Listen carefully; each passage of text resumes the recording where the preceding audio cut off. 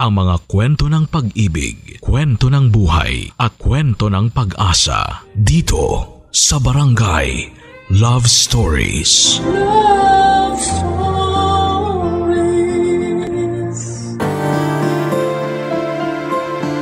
Minsan dahil sa kagustuhan nating manatili sa ating comfort zone, natututo tayong magsettle na lamang sa sitwasyong kinakalagyan natin. Napipilitan tayong tanggapin na lamang kung sino ang nandyan, kahit na hindi naman siya ang nararapat sa ating puso. Ikaw kabarangay, titiisin mo ba ang pagmamahal na hindi sapat pero nakasanayan mo na?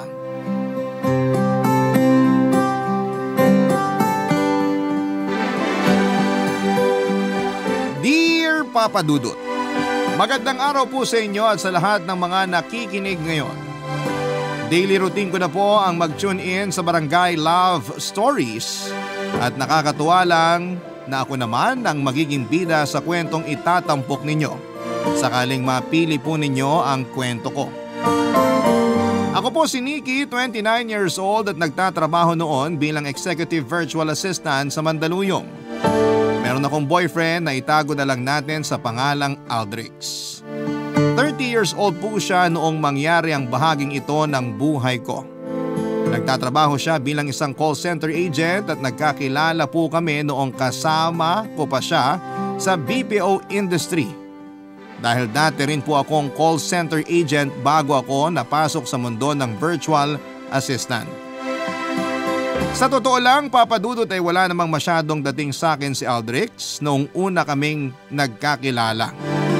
Hanggang sa niligawan niya ako at sinuyod ang halos 4 na buwan.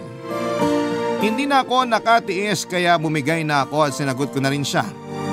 Doon na nagsimula ang love story naming dalawa, Papa Dudut. Masaya naman ang relasyon namin ni Aldrix pero habang tumatagal ay may napapansin akong ugali niya na medyo naging problema para sa akin. Napaka low effort niyang boyfriend, Papa Dudut. Madalas din niyang nakakalimutan ang mga mahalagang okasyon gaya ng anniversary namin at birthday ko. Madalas akong magtampo noon sa kanya pero sa katagalan ay nasanay na lang din ako at tinanggap ko nang ganon talaga na klase ng partner ang napili ko.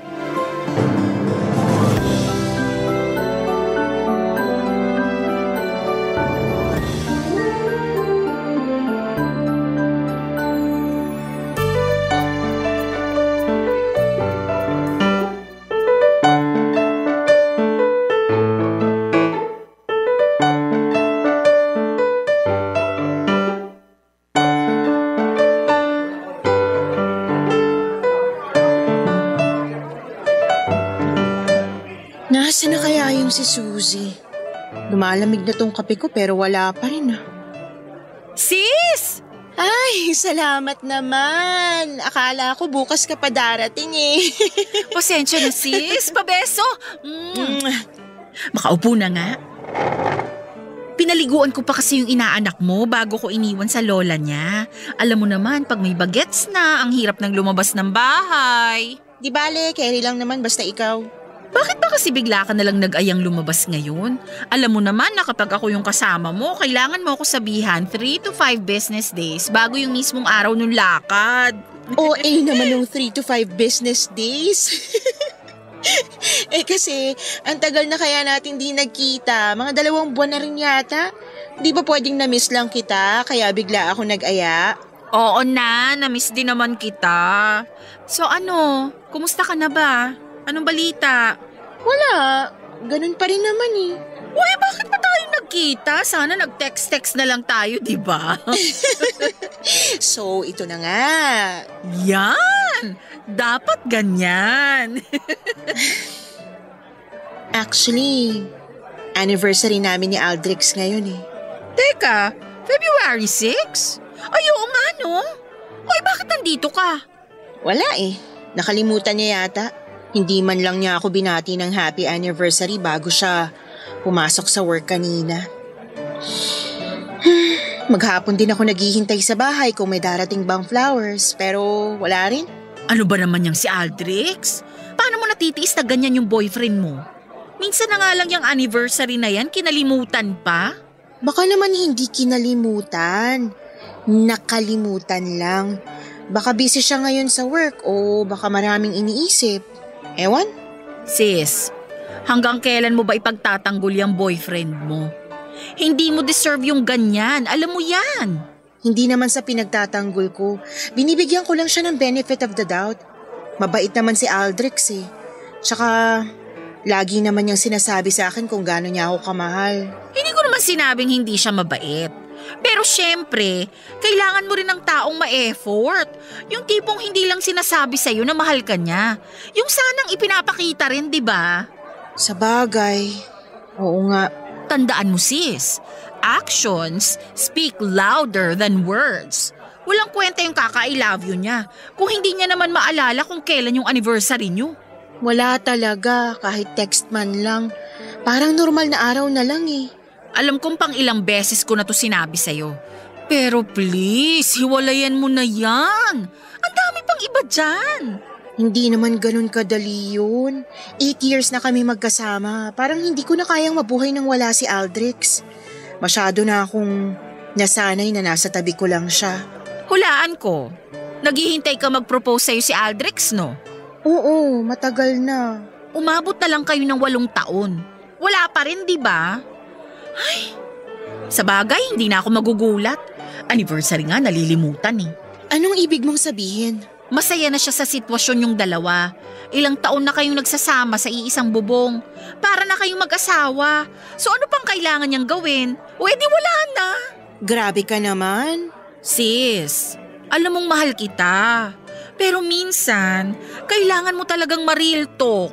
Pero nasa sayo naman yan. Ikaw pa rin na magdedesisyon kung hihiwalayan mo ba si Aldrich o hindi.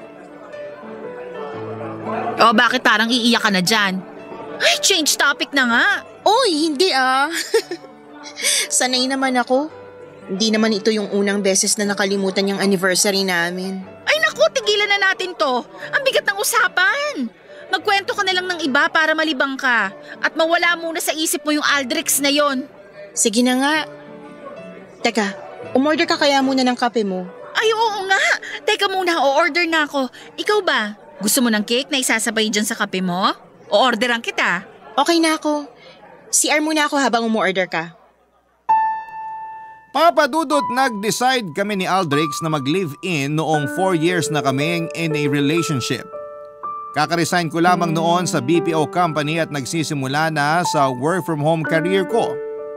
Nakaka-stress din maging virtual assistant dahil nga na nasa bahay lamang at minsan ay mas nagiging mahabang oras ng pagtatrabaho ko. Pero okay lang sa akin dahil mas komportable akong magtrabaho sa sarili kong space kesa sa opisina. Nakakatakot lang dahil hindi stable ang trabaho ko bilang isang freelance virtual assistant. Anytime ay pwede akong mawalan ng kliyente. Kaya habang kumikita ako ng malaki noon ay sinasamantala kong mag-ipon para kung sakaling bigla na akong mawalan ng trabaho ay may panggastos ako hanggang sa makahanap muli ng panibago. Nang mga panahong yon ay mas malaki ang sinasahod ko kay Aldrich dahil US dollar ang rate ng sweldo ko. Kaya naman mas malaki ang hati ko sa upa ng apartment namin. Pati na rin sa bills at pang-grocery. Wala naman akong reklamo roon pero nakapagtataka lang na hindi sinasabi sa akin ni Aldrich ang mga bagay tungkol sa finances niya. Tuwing tinatanong ko siya kung ano ang pinagkakagastusan niya para sana ma-budget ko ang pera namin. Ayaw niya itong pag-usapan dahil private matter daw at hindi pa naman kami kasal. Para sa akin ay masakit yon dahil sinasabi ko naman sa kanya lahat ng mga expenses ko. Nag-iipon din ako para sa future naming dalawa pero wala akong kaalam-alam kung pinaghahandaan man lang ba niya ang pagpapamilya namin balang araw. Kahit naman girlfriend pa lamang niya ako noon para na kaming mag-asawa sa tagal naming nagsasama sa iisang bubong. Ipinapaalam ko kay Aldrich lahat ng desisyon ko pagdating sa investments at pera ko. Pero kapag tungkol sa kanya naman ay ayaw niyang magsabi sa akin ng kahit na anong impormasyon, Papa Dudut.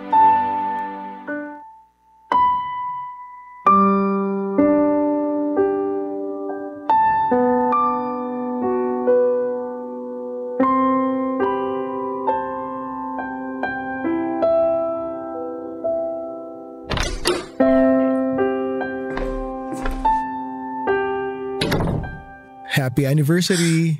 Babe! Nakakainis ka naman eh. Ginulat mo ko ha.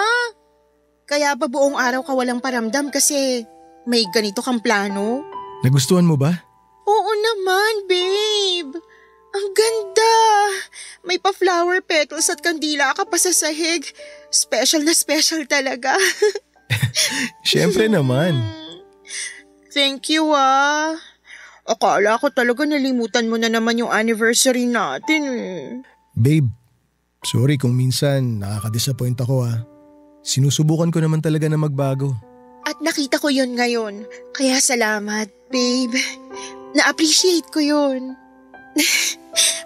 I love you. I love you too. Kain na tayo?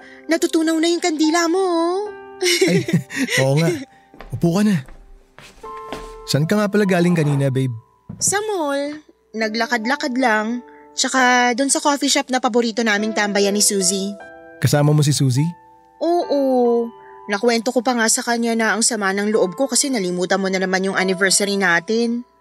Ano sabi niya? Wala naman. Natawa lang. Sinadya ko talaga yon na huwag kang pansinin kanina.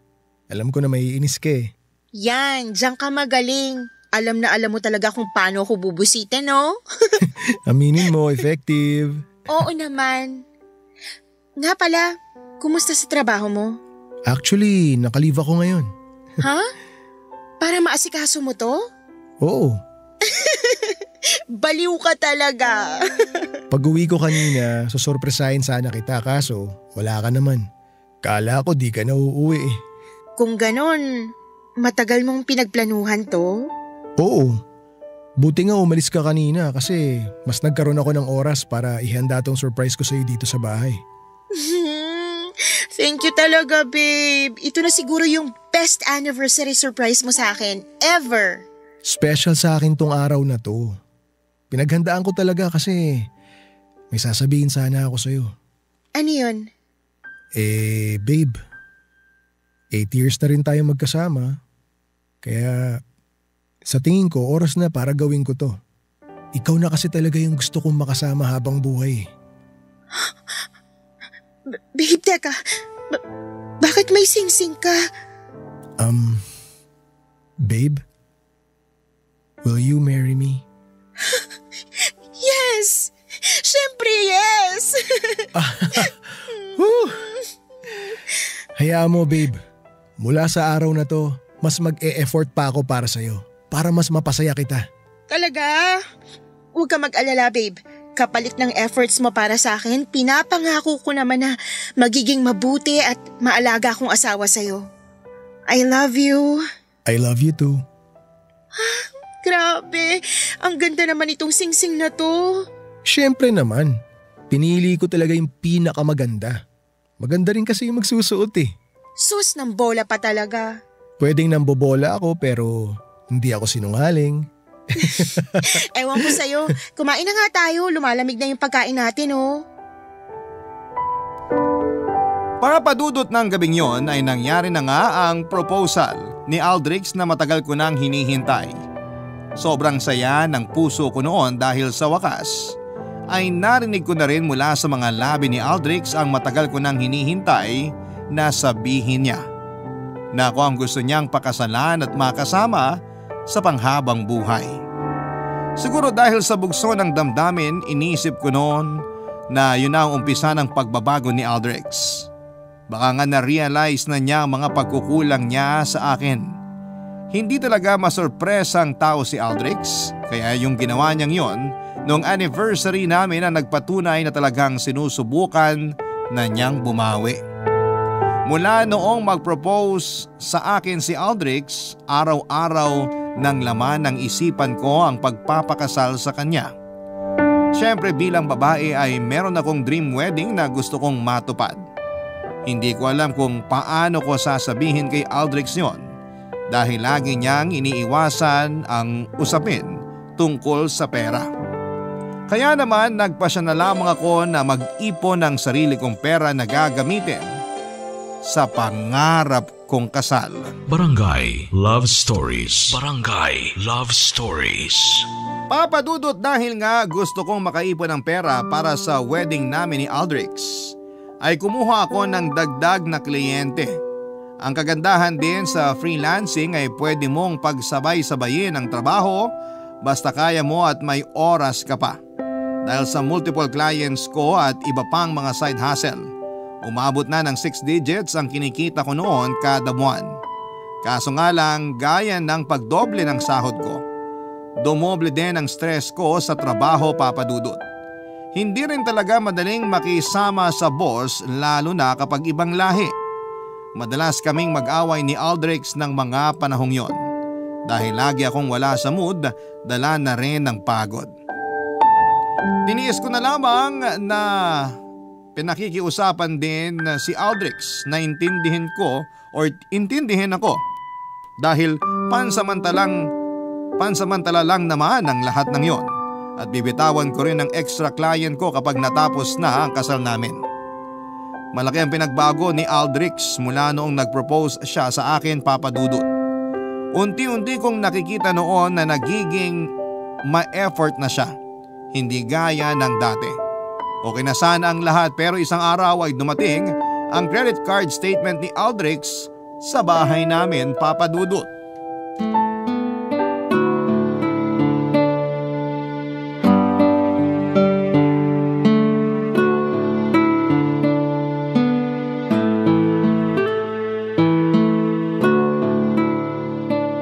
Teka, bigla akong na-miss si Suzy ah. Matawagan nga.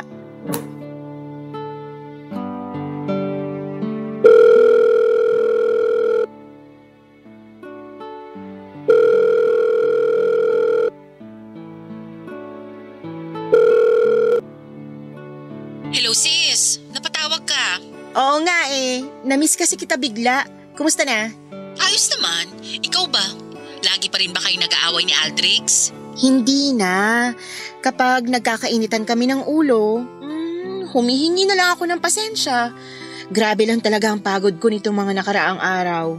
True? Nagulat nga ako na napatawag ka ngayon eh. 2:00 pa lang ng hapon no? Hindi ba ganitong oras yung tulog mo? Oo. Nagliligpit lang ako dito sa bahay. Matutulog na rin ako maya-maya. Ganun ba?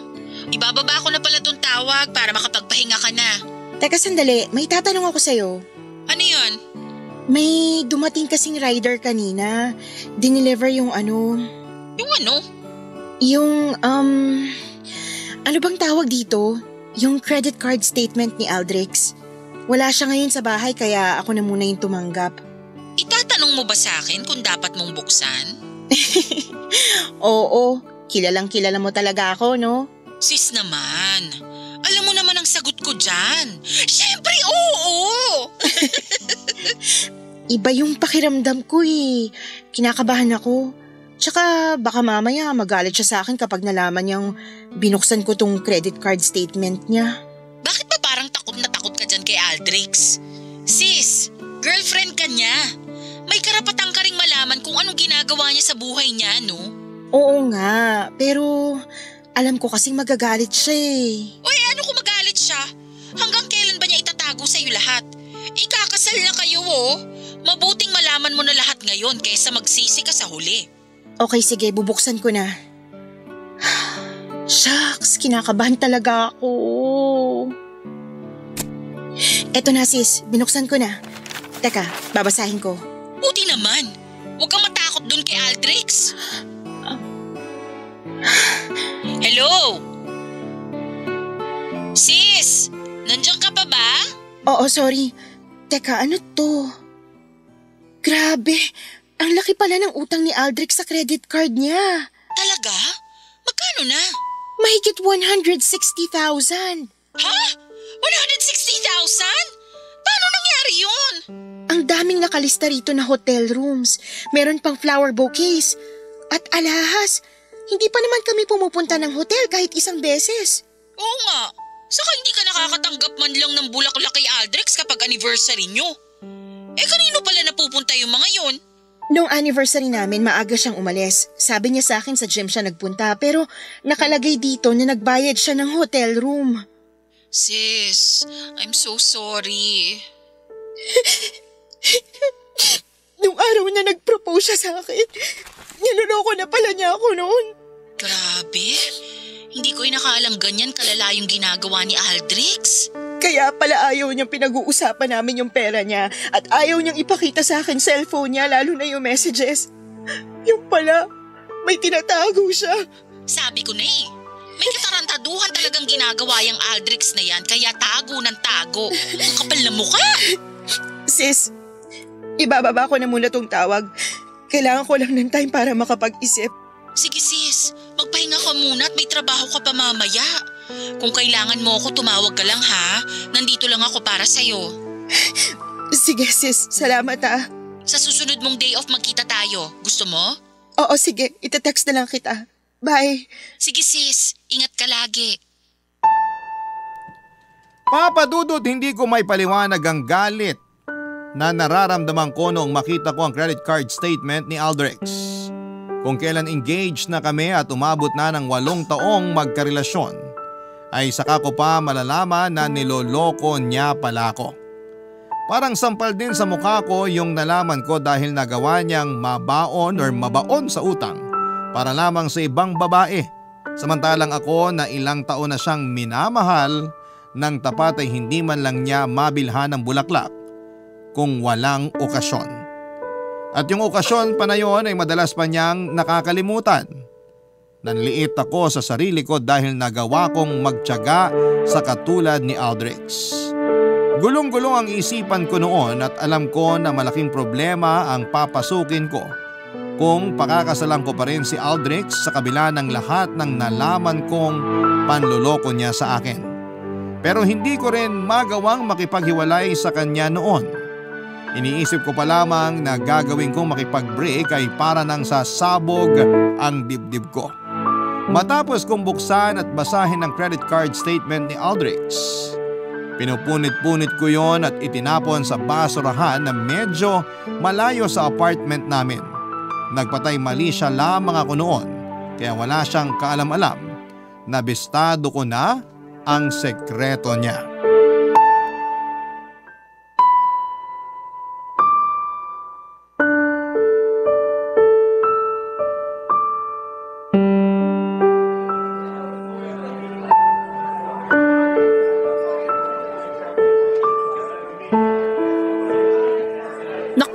Talagang magpapakita sa akin yung hayop na Aldrich na yon. Malilintikan talaga siya sa akin. Hindi ko inakala na magagawa niya sa akin yun. Ang tagal na namin. 8 years. Kailan pa kaya niya ako niloloko? Baka matagal na tapos wala ka man lang kamalay-malay. Anong sinabi niya sa'yo nung kinumpronta mo siya? Hindi ko pa sinasabi sa kanya. Hindi ko alam kung paano ko sasabihin eh. Ha? So kunwari okay lang kayo araw-araw sa bahay? Parang walang nangyari? Ganun? Oo. Paano mo natitiis na hindi suntukin yung mukha ng kumag na yon? Hindi ko talaga kayang hiwalayan si Aldrich. Mahal na mahal ko pa rin siya. Hindi ko alam kung bakit pero kahit anong galit ko sa kanya ngayon, hindi ko pa rin talaga siya kayang mawala. Sis, tatapatin na kita. Huwag ka magagalit ha? Sige. Sis, tanga ka ba? Bakit pa pinapahirapan yung sarili mo? Tanga na akong tanga. Pero siguro naman, pwede ko pa rin siyang patawarin, di ba? Kaya nga siya nag-propose sa akin eh. Ibig sabihin, ako yung gusto niyang pakasalan. Hindi naman yun yung issue, sis. Sige, sabihin na nating patatawarin mo siya sa panluloko niya. Pero paano yung mga utang niya? Okay lang naman sa akin eh. Anong okay? Nahihibang ka na ba talaga? Kapag kinasal na kayo, lahat ng utang niya, utang mo na rin. Paano yan kung may utang pa siya sa iba? Baka mamaya milyon-milyon na pala, pero hindi mo pa alam. Hindi naman siguro. Anong hindi? Tumagal nga kayo ng 8 years na wala kang kamalay-malay sa katarantaduhang pinagagagawa ni Aldrich eh. Hindi imposibleng may iba pang tinatago sa iyo yon. O ba't hindi ka nagre-react dyan? Hindi ko alam. Hindi ko na alam kung anong sasabihin ko. Pag-isipan mo ng mabuti, sis. Hindi lang si Aldrich ang pakakasalan mo. Lahat ng problema niya, utang niya, kasama lahat yon. Package deal, kumbaga. Isa pa ha, kung nagawa ka niyang lokohin ngayon, kaya niyang ulitin yon kahit kasal na kayo. Alam ko naman yun. O tignan mo ako. Inanakan na nga't lahat. Sumakabilang bahay pa rin yung demonyo kong ex. Walang makakapigil sa isang cheater. Kahit kasal kayo at may anak na, maglolo ko pa rin siya kung gusto niya. Kaya ikaw, naku, umexit ka na habang maaga pa. Sinusubukan ko naman eh. Gusto ko talaga makipaghiwalay, promise. Hindi ko lang talaga alam kung paano.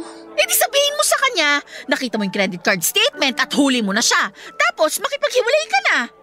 Siguro, saka ko na lang sasabihin pag tapos na yung kasal. Parang wala ka naririnig sa mga sinasabi ko kanina. Ang point ko nga, makipaghiwalay ka na ngayon para hindi na matuloy yung kasal. Mas mahihirapan ka nang kumawala kung kasal na kayo. Nagigets mo ba? Kaya ko naman siyang patawarin sa pambababae niya eh. Yung sa utang niya naman, tutulungan ko na lang siyang bayaran yun. Hindi ko muna bibitiwan yung extra kong client. Labag man sa loob ko, pero buhay mo yan, sis. Sinabi ko na yung tingin kong gigising sa'yo sa katotohanan pero mukhang wala pa rin eh. Sana hindi mo pagsisihan yung desisyon mo. Gulong-gulo na talaga ako. Bahala na. O sige, sabi mo eh. Bahala ka na. Tutal, ayaw mo rin namang sundin yung payo ko. Nga pala, paano mo na itago kay Aldrich yung papel? Pinunit-punit ko, tapos tinapon ko sa malayo. Nung naitanong niya sa akin kung may credit card statement niya raw ba na dumating, sabi ko na lang, wala pa naman. Sis, please lang ha. Mag-isip kang mabuti. Huwag mong sayangin yung pagkakataon na pwede ka pang umatras. Ayoko lang na magsisi kagaya ko. Mahirap malagay sa alanganing sitwasyon. Salamat sa concern, sis. Huwag ka mag-alala. Handa akong pangatawanan kung ano man yung magiging desisyon ko. Papa Dudut, lumipas ang ilang buwan noon at hindi ko pa rin kinokompronta si Aldrich. Nagplano na kami para sa kasal at nakatakda na mangyari yon in 2 weeks. Habang nalalapit ang kasal namin ay lalo akong napapaisip kung tama ba talaga ang desisyon kong magpakasal sa kanya.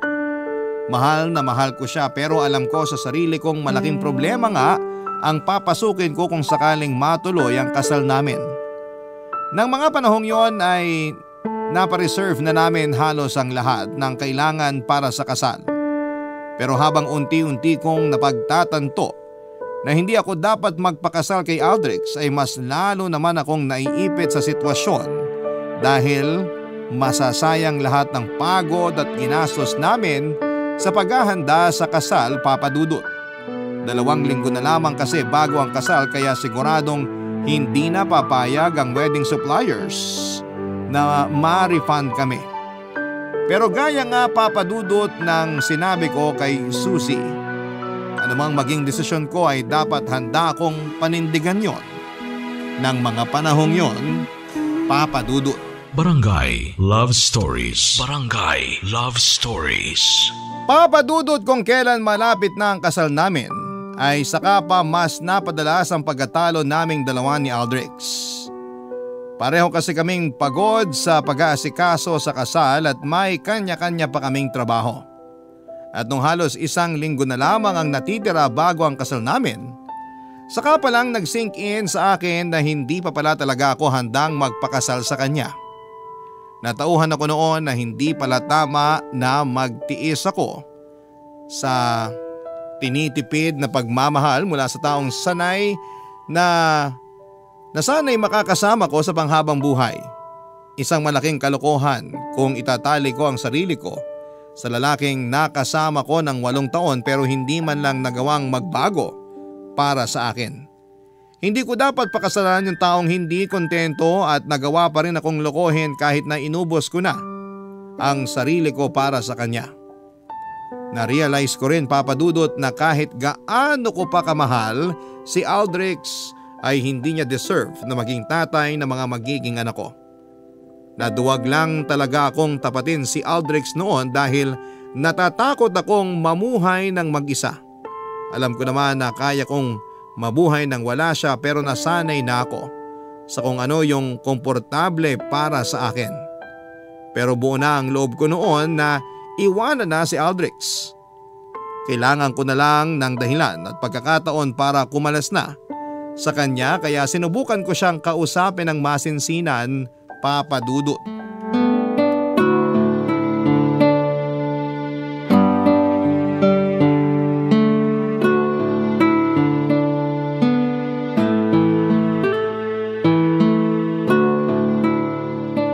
All set na ba tayo para sa kasal? Wala na ba tayo nakalimutan? Mukhang wala na. Okay. Babe, may sasabihin ako sa'yo. Ano yun? Gusto ko sanang pag-isahin na yung savings natin. Total, ikakasal na rin naman tayo. Bakit naman? Anong bakit naman? Ang ibig kong sabihin, hindi ba pwedeng patapusin na muna natin yung kasal bago natin pag-usapan yan? Kapag kinasal na kasi tayo, ako na rin hahawak ng pera nating dalawa. Mas okay yun kasi ako naman talaga yung namamalengke at nag-aasikaso sa mga bayarin natin. Alin ba mas gusto mo? Araw-araw na allowance o bibigyan kita ng budget mo for a week? Ha? Bakit biglang may ganyan? Isa pa pala, mula ngayon, kung hindi mo sasabihin sa akin kung anong password ng cellphone mo, alisin mo na lang yung lock, okay? Teka, sandali nga muna. Bakit parang pinupulis mo naman ako? Ano bang gusto mong mangyari? Bakit umaangal ka? Akin na yung cellphone mo. Ayoko! Akin na sabi! Akin na yan! Teka lang! Nikki, akin na yung phone ko. Anong password nito? Hindi ko kailangan sabihin sa'yo. Anong password nito? Bakit ko ibibigay? Personal kong gamit yan eh. Bigyan mo naman ako ng kahit na konting privacy lang. Gagawin mo pa akong tanga? Alam kong pinaglololoko mo ko, Aldrix. Kaya buksan mo tong phone mo bago ko pabasagin sa pagmumukha mo. Ayoko sabi! Ayaw mo Uy! Bakit mo binato sa sahig? Ayaw mo nun? Sa sahig ko binato kaysa sa mukha mo? Wala kang karapatang sirain yung gamit ko. Hindi ikaw ang bumili niyan. Kung ayaw mo rin naman ipakita sa akin yung laman yan, di sirain ko na lang. Sa dami ng katarantaduhang ginawa mo sa akin, kulang pa yung cellphone mo para makabawi. Ano bang sinasabi mo? Wala naman akong ginagawa sa'yo ah. Tama na! Matagal ko nang alam. Nakita ko yung credit card statement mo, kaya magsabi ka na ng totoo. Kailan mo ba ako niloloko? 4 years na. 4 years? Tapos hindi ko man lang nalaman. Babe, pakinggan mo muna ako please. Wala na akong iba ngayon. Ikaw lang talaga yung mahal ko. I'm sorry. Minahal mo ba talaga ako, Aldrix? Oo naman. Kaya nga ikakasal na tayo. Di ba? Mahal mo ba talaga ako? O nandito ka lang kasi ako lang yung nagtiyaga sa'yo? Nikki, hindi naman sa ganun. Sabihin mo na lang yung totoo. Nikki, I'm sorry. Alam mo kung ano yung masakit? Hindi ka man lang nagdadalawang isip na gumastos para sa ibang babae. Pero pag para sa akin, tipid na tipid ka. Gusto mo atang ipurol muna ako bago mo ako mabilhan ng bulaklak eh. Binibigyan naman kita ng bulaklak ah. Hindi yun yung point ko. Babe, wag na nating pagtalunan to. Oo, sige, inaamin ko na. Nagkamali ako sa'yo. Kaya ko namang magbago eh. Patawarin mo na ako. Hindi na to mauulit. Please. Hindi na talaga to mauulit kasi hindi ko nahahayaan. O teka, bakit hinuhubad mo yung engagement ring mo? Babe, teka lang. Pag-usapan muna natin to. Hindi na. Maghiwalay na lang tayo. Ito. Isasauli ko na lang tong singsing sa'yo. Mas kailangan mo yan. Ibenta mo para makabayad ka ng utang. Babe, please. Wag mong gawin to. Magbabago ako. Promise. Meron kang 8 taon para magbago. Pero hindi mo naman nagawa, di ba? Siguro yan ka na talaga. Salamat na nang sa 8 years pero hanggang dito na lang tayo. So ano? Baliwala na lang sa'yo yung 8 taon? Wala man lang ba ako nagawang tama o nagawang mabuti para sa'yo kahit minsan? Sa tono mo, parang gusto mong palabasin na ako pa yung masama ah. Huwag mo kong simulan. Mabibilang ko sa 10 daliri yung pwede mong isumbat sa akin pero kapag ako yung nanumbat sa'yo, baka hanggang bukas tayo rito. Hindi naman sa nanunumbat ako. Pero hindi ka ba nanghihinayang sa 8 taon natin? Hindi. Bakit ako manghihinayang? Matagal ko nang pinaglalamayan tong relasyon natin. O paano yung kasal? Kung kailan maayos na yung lahat, tsaka pa nangyari to.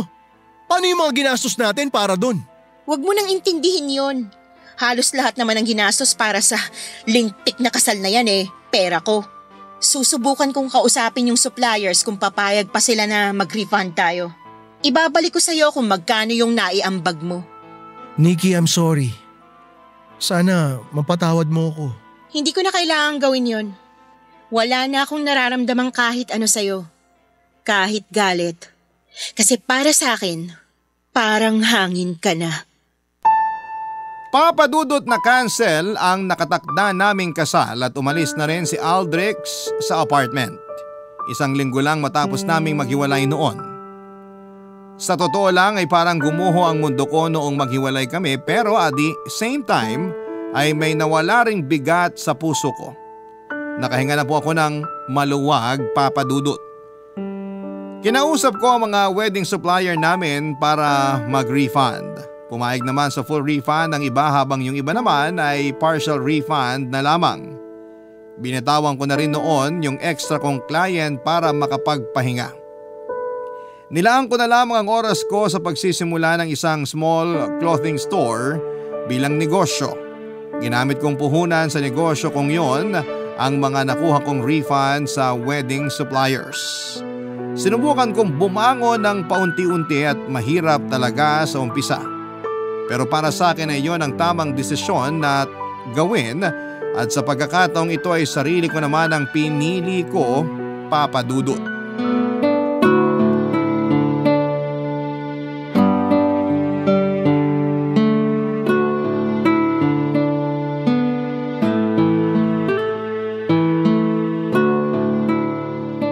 Ang ganda na rito sa apartment mo, sis.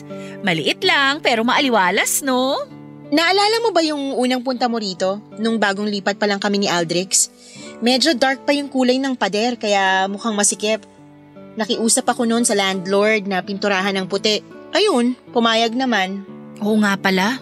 Grabe, parang kailan lang itinutulungan pa kitang magligpit kasi kalilipat mo lang.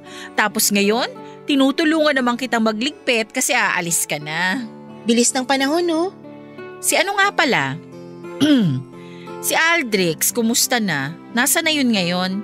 Hindi ko alam eh. Block na siya sa lahat ng social media ko. Wala na akong balita kung nasa na siya ngayon. Ay, nakakatuwa naman. Bakit? Wala lang. Doon kasi kapag pinag-uusapan natin si Aldrich, busangot lagi yung mukha mo. Lagi kasing problema yung topic natin. Oo nga eh. Akalain mo yon? Muntik pa akong ikasal sa kanya. Ngayon, hiwalay na kami at may kanya-kanya ng buhay. Masaya akong nakuha mo yung lakas ng loob na gawin yung tama para sa'yo. I'm proud of you, sis! Napagod na lang kasi ako sa kanya. Sa ilang taon na magkarelasyon kami, puro siya yung iniintindi ko eh. Ngayon ko lang pinili yung sarili ko. At ang sarap pala ng feeling! Tsaka, natakot lang ako na mag-isa kaya nagtiis ako kay Aldrich kahit alam ko na sa sarili ko na hindi na ako masaya sa kanya. Naloka ako sa'yo? Akala ko talaga itutuloy mo yung pagpapakasal mo dun sa hayop na yun. Kung nagkataong natuloy yon tapos kinuha mo akong bridesmaid, naku! Masasabunutan ko siya pag nakita ko. Kung natuloy yung kasal namin, ihanda mo na yung gamot mo sa acid reflux kasi siguradong linggo-linggo tayong nasa coffee shop para pag-usapan lahat ng problema naming dalawa. Parang ang tagal na nung huli akong naging ganito kasaya. Buti na lang ginawa ko yung tamang desisyon. Wala akong pinagsisisihan. Oo nga eh. I'm so happy for you talaga. Gusto ko lang ding mag-sorry sa'yo. Sana pala noon pa lang pinakinggan ko na lahat ng payo mo sa akin. Sus, wala yun. Naiintindihan naman kita. Mahirap talaga kapag binubulag ka ng pagmamahal. Hindi mo nakikita yung mga red flag ng isang tao. Bakit ba hindi ko nakita yung kay Aldrich? Sa dami ng red flags niya, ni isa wala man lang ako napansin nun. Basta ang mahalaga wala na kayo ngayon. Malaya ka na. So, kumusta naman ang buhay single? Ayos naman, medyo nakaka-pressure lang. Lahat ng mga kabatch ko ay kinakasal na o bumubuo na ng pamilya. Ako, eto, magsisimula pa lang ulit. Ay naku, wag kang mainggit. Yung iba dyan nakapag-asawa nga, katulad naman ni Aldrich ang napangasawa. Baka sila pa yung naiinggit ngayon sa kalagayan mo. Kasi wala kang partner na sakit sa ulo. Oo nga, maswerte pa rin ako. Huwag mong isipin na napag-iiwanan ka. Hindi naman karera ang buhay eh. Lahat tayo may kanya-kanyang season. Alam mo ikaw, kaedad lang naman kita pero kung mag-advise ka, para kang sinanay. Syempre sis, alam mo naman ang dami ko na ring pinagdaanan sa buhay. Kung maibabalik ko lang sana, pinag-isipan ko ng mabuti lahat ng naging desisyon ko. Okay lang yan. At least, kahit matinding pagsubok yung pinagdaanan mo, nabiyayaan ka naman ng cute at malambing na bagets, 'di ba? Fruit salad ka dyan, sis. Speaking of nanay, kumusta pala si tita? Ayos naman. Masaya siya kasi uuwi na ako ron sa amin. Namiss niya daw ako. Mamimiss din kita, sis. Sana naman bisitahin mo pa rin ako dito, ha? Oo naman. Mag-iipon nga ako para bumili ng sasakyan. Kung gusto mo, everyday pa kitang puntahan dito eh. Nakakainis naman. Mamimiss talaga kita, girl. Sis, wag OA. Lapit lang ng Pampanga eh. Kahit na, mamimiss pa rin kita lagi. Magligpit na nga tayo. Puro tayo kwento. Mabuti pa nga. Papa Dudut, matapos kong umalis sa apartment na inuupahan ko noon ay umuwi muna ako sa mama ko sa Pampanga. Sinusulit kong bumawi sa kanya para sa mga panahong hindi ko siya nakasama. Nag-boom din noon ang negosyo kong clothing store na sinimulan ko lang naman para sana malibang. Nabawi ko na ngayon yung lugi ko sa mga nagastos ko sa kasal namin ni Aldrix na hindi naman natuloy. Nakakuha na rin ako ng sarili kong property sa isang subdivision. Under construction po sa kasalukuyan ang pinapagawa kong bahay. Regalo ko yon sa sarili ko at reward para sa lahat ng paghihirap ko sa trabaho. Marami akong natutunan sa mga pinagdaanan ko. Sabihin man ng iba na napag-iiwanan na ako dahil magti-30 at wala pa ring sariling pamilya, masasabi ko naman na ginawa ko ang tamang desisyon para sa sarili ko. Proud ako na hindi ako nagkamali para lang makasabay sa iba. Lahat naman kasi tayo ay may kanya-kanyang buhay kaya walang nauuna at wala ring nahuhuli. Aaminin ko, naisip kong ituloy noon ang kasal kahit na alam kong niloloko ako ni Aldrix dahil po sa pressure. Inisip ko mag-settle na lamang dahil baka wala na akong makilalang iba kung maghihiwalay kami. Pero mas okay na sigurong maging matandang dalaga kesa habang buhay na magtiis sa maling tao. Sa ngayon, Papa Dudut, ay ine-enjoy ko na ang pagiging single at sinusubukan kong gawin lahat ng mga bagay na hindi ko pa nagagawa sa tanang buhay ko. Nagta-travel din po ako ngayon kapag may pagkakataon. Madalas sa local destinations at minsan naman ay international.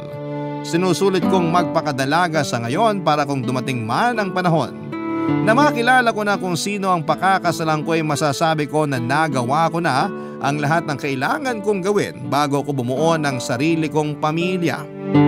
Papa Dudut, maraming salamat sa Barangay LS sa pagbabahagi ng aking kwento sa inyong programa na Barangay Love Stories. Kung may nakikinig man ngayon na nasa kapareho ng sitwasyon ko, gusto ko lang sabihin na lagi ninyong piliin kung ano ang makakabuti para sa inyo.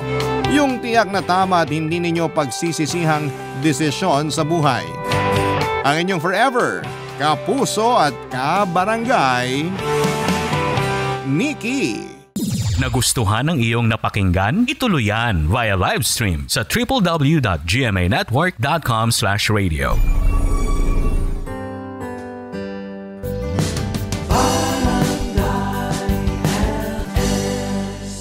Forever.